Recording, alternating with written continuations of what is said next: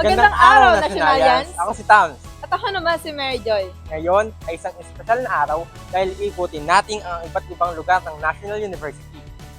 Tama ka dyan! Mula sa Makasaysayang Legacy Museum hanggang sa makabagong NU Manila at NU Nazareth.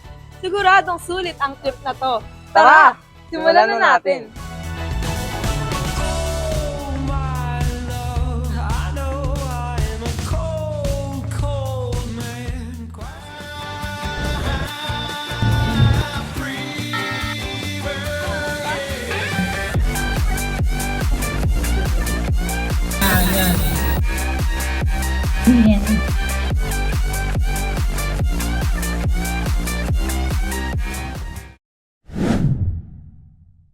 Narito tayo ngayon sa Legacy Museum, ang tahanan ng kasaysayan ng National University.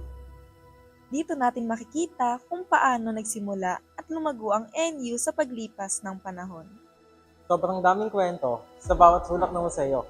Mula sa mga litrato ng unang batch ng estudyante hanggang sa mga tagumpay na nakamit ng universidad. Napakaganda ng museum na to. Ramdam talaga ang legacy ng university. Grabe! Sobrang inspiring. Pero hindi pa tayo natatapos. Punta naman tayo sa NU Nazareth. Ito na ang ating pangalawang destinasyon, ang NU Nazareth. Isa sa mga pinakabagong campus ng National University. I am proud to say that this Ang is meron po tayong nursery, grade school, Bagong campus, bagong oportunidad. Ang NU Nazareth ay patuloy na lumalawak para sa mas maraming estudyanteng nangangarap ng dekalidad na edukasyon.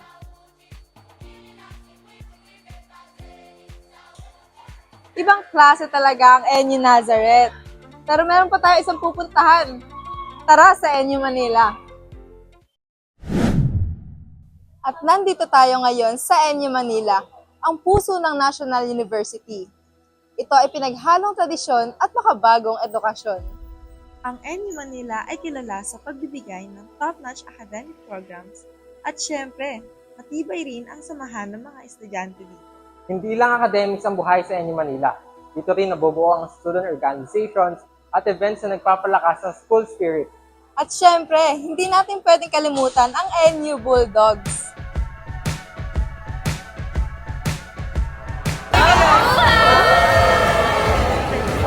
At dito nagtatapos ang ating National University Manila Tour 2025. Sa ngalan ng Lakbay Nasyonalyan, salamat sa pagiging kabilang sa biyahe na ito. Bilang mga nasyonalyan, sana ang karanasang ito ay nagbigay sa inyo ng higit pang pagmamalaki bilang bahagi ng National University. Mabuhay Nasyonalyan!